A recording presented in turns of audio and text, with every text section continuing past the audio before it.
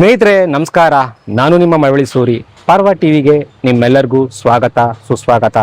ಸ್ನೇಹಿತರೆ, ಈಗ ನಾನು ಮಳವಳ್ಳಿ ತಾಲೂಕಿನ ಪೂರಿಗಾಲಿ ಗ್ರಾಮ ಪಂಚಾಯಿತಿಯ ಒಂದು ಎದುರುಗಡೆ ಇದೆ ನೋಡಿ. ನಿಮಗೆ ಪಂಚಾಯಿತಿ ಒಂದು ಕಟ್ಟಡ ಕಾಣ್ತಾ ಇದೆ. ನಮ್ಮ ರಾಷ್ಟ್ರಧ್ವಜನು ಕೂಡ ನೋಡಿ ಹಾರಾಟ ಮಾಡ್ತಾ ಇದೆ. ಸ್ನೇಹಿತರೆ, ಪೂರಿಗಾಲಿ ಗ್ರಾಮ ಬಂದು ನಮ್ಮ ಹಾಲಿ ಶಾಸಕರ ಒಂದು ಹುಟ್ಟೂರು. ಸ್ನೇಹಿತರೆ ಬನ್ನಿ, ನಿಮಗೆ ಇಲ್ಲೊಂದು ನೋವಿನ ಸಂಗತಿ.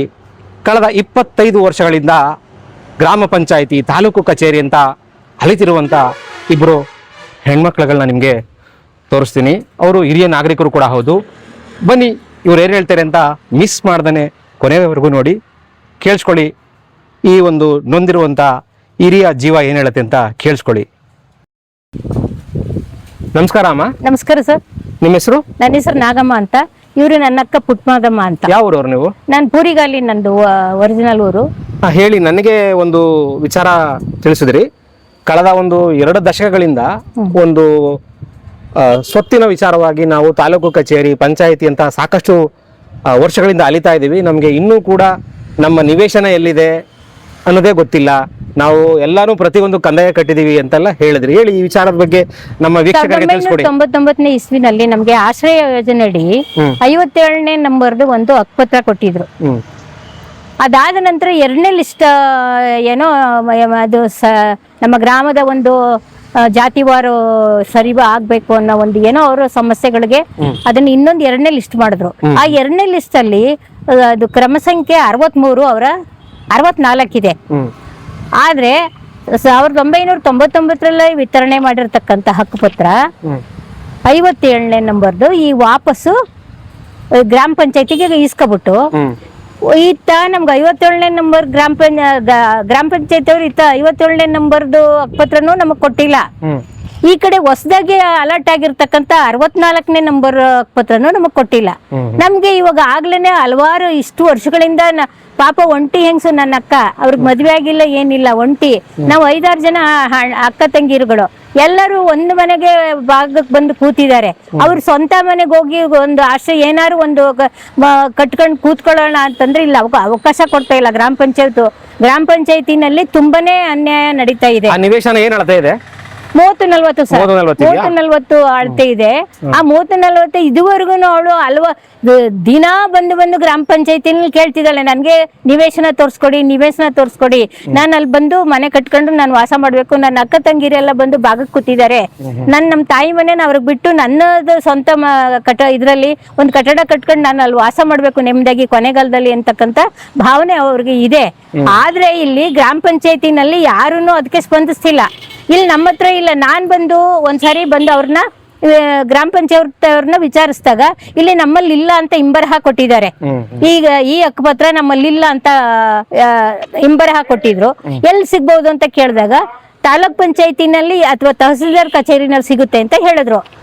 ಈಗ ತಾಲೂಕ್ ಪಂಚಾಯತಿ ಮತ್ತು ತಹಸೀಲ್ದಾರ್ ಕಚೇರಿನಲ್ಲಿ ಹೋಗಿ ವಿಚಾರಿಸಿ ಅವರು ಹಿಂಬರಹ ಕೊಟ್ಟಿದ್ದಾರೆ, ನಮ್ಮಲ್ಲಿ ಈ ಸಂಖ್ಯೆಯ ಹಕ್ಕುಪತ್ರ ಇರುವುದಿಲ್ಲ ಅಂತೇಳಿ. ಹಾಗಾದ್ರೆ ನಮ್ಗೆ ಅಲರ್ಟ್ ಆಗಿರ್ತಕ್ಕಂಥ ಹಕ್ಕುಪತ್ರ ಎಲ್ಲೋಯ್ತು? ಈಗ ನಿಮ್ಮ ಸಹೋದರಿಯವ್ರಿಗೆ ಮೊದಲನೇ ಬಾರಿ ಹಕ್ಕುಪತ್ರ ಕೊಟ್ಟಿದ್ರಲ್ಲ, ಆ ಹಕ್ಕುಪತ್ರನ ಯಾರೋ ಒರಿಜಿನಲ್ ಹಕ್ಕುಪತ್ರನ ಮೋಸ ಮಾಡಿ ಇಟ್ಕೊಂಡ್ರು ಅಂತ ಏನೋ. ಇವರು ನಮ್ಮ ಊರಿನಲ್ಲಿ ನಮ್ಮ ಗ್ರಾಮ ಪಂಚಾಯತಿನಲ್ಲೇ ಒಬ್ರು ರಾಜು ಅಂತ ಇದ್ದಾರೆ.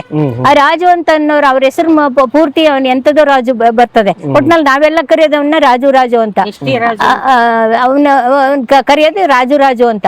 ಹಾಗಾಗಿ ಆ ರಾಜು ಅಂತ ಅನ್ನೋರು ಇಲ್ಲಿ ತುಂಬಾ ವರ್ಷಗಳಿಂದ ಇಲ್ಲಿ ಕೆಲಸ ಮಾಡ್ತಿದ್ದಾರೆ. ಅವ್ರು ಹಂಗಾಮಿನೋ ಪರ್ಮನೆಂಟೋ ನನಗ್ ಗೊತ್ತಿಲ್ಲ. ಇಲ್ಲಿ ಕೆಲಸ ಮಾಡ್ತಾ ಇದ್ದು ಹೆಚ್ಚಿನ ಪಾಲನ ವ್ಯವಹಾರವೆಲ್ಲ ಇವನಿಂದನೇ ನಡೀತಾ ಇದೆ. ಇಲ್ಲಿ ಇವರು ನಮ್ಮ ಅಕ್ಕನ್ಗೆ ಯಾಮರ್ಸ್ಬಿಟ್ಟು ಒರಿಜಿನಲ್ ಇಟ್ಕೊಂಡು ಅವ್ರಿಗೆ ಜೆರಾಕ್ಸ್ ಕೊಟ್ಟಿದ್ದಾರೆ. ಒಂದು. ಎರಡನೇದು 64ನೇ ನಂಬರ್ದು ನಮ್ಗೆ ಇದನ್ನೇ ಕೊಟ್ಟಿಲ್ಲ, ಹಕ್ಕುಪತ್ರನೇ ಕೊಟ್ಟಿಲ್ಲ. ಅಥವಾ ಬಂದು ಯಾರಾದ್ರೂ ಬಂದು ಇಂಥ ಕಡೆ ನಿಮ್ ಸೈಟ್ ಇದೆ ಹೋಗಿ ನಿಮ್ದು ಇದು ಕಣಮ್ಮ ಅಂತಕ್ಕಂತ ಹೇಳ್ತಕ್ಕಂಥ ವ್ಯವಧಾನ ಯಾರಿಗೂ ಇಲ್ಲ.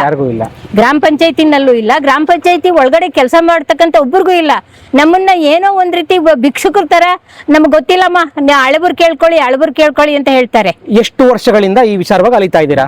1999ರಲ್ಲಿ ಇದು ಹಕ್ಕುಪತ್ರ ಆಯ್ತು. ನಾನು 2000ಇಂದನೂ ನಾನು ಅಲಿತಾ ಇದೀವಿ ಸರ್.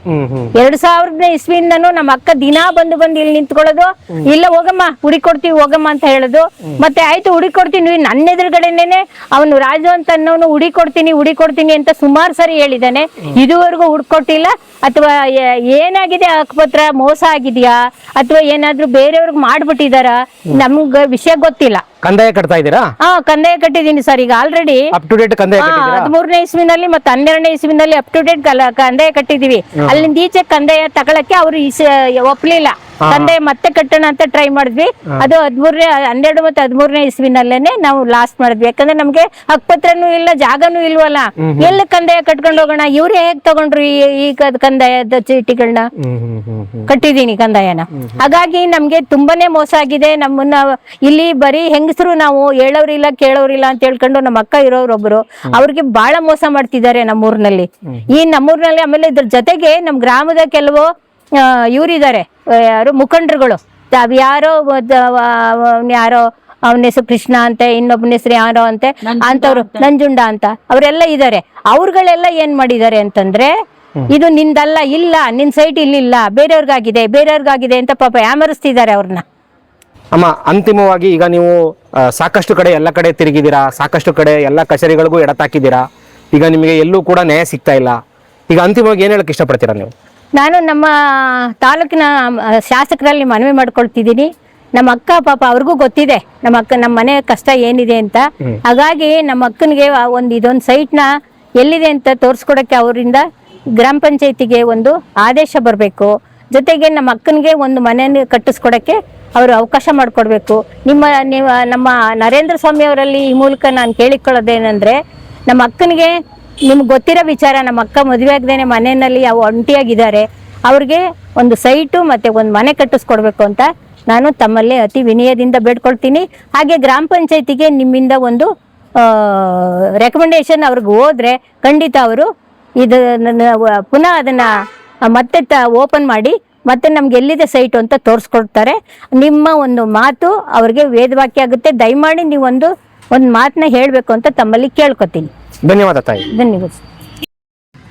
ಸ್ನೇಹಿತರೆ, ಕೇಳಿಸ್ಕೊಂಡ್ರಲ್ಲ, ಮಳವಳ್ಳಿಲಿ ಯಾವ ರೀತಿ ಒಂದು ಅಧಿಕಾರಿಗಳು ಸೋಂಬೇರಿಗಳಾಗಿದ್ದಾರೆ, ಯಾವ ರೀತಿ ಭ್ರಷ್ಟರಾಗಿದ್ದಾರೆ ಅಂತಂದ್ರೆ, ಕಳೆದ 25 ವರ್ಷಗಳಿಂದ ಇವರ ನಿವೇಶನ ಎಲ್ಲಿದೆ ಅಂತ ಗೊತ್ತಿಲ್ಲ. ಕಂದಾಯನೂ ಕೂಡ ಕಟ್ಟಿದ್ದಾರೆ, ಎಲ್ಲ ಕಚೇರಿಗಳಿಗೂ ಅರ್ಜಿಗಳನ್ನ ಕೊಟ್ಟಿದ್ದಾರೆ. ಆದರೆ ಇದುವರೆಗೂ ಕೂಡ ಅವರ ನಿವೇಶನ ಎಲ್ಲಿದೆ ಅಂತ ಗೊತ್ತಾಗಿಲ್ಲ. ಕಂದಾಯ ಮಾತ್ರ ಕಟ್ಸ್ಕೊಂಡಿದ್ದಾರೆ. ನೋಡಿ, ಸಾರ್ವಜನಿಕರ ತೆರಿಗೆ ಹಣದಿಂದ ಸಂಬಳ ಪಡೆಯುವಂಥ ಈ ಒಬ್ಬ ಸೋಂಬೇರಿ ಅಧಿಕಾರಿಗಳು ಒಂದು ಕೆಲಸ ಮಾಡಿಕೊಡೋ ಯೋಗ್ಯತೆಯೂ ಇವ್ರಿಗಿಲ್ಲ.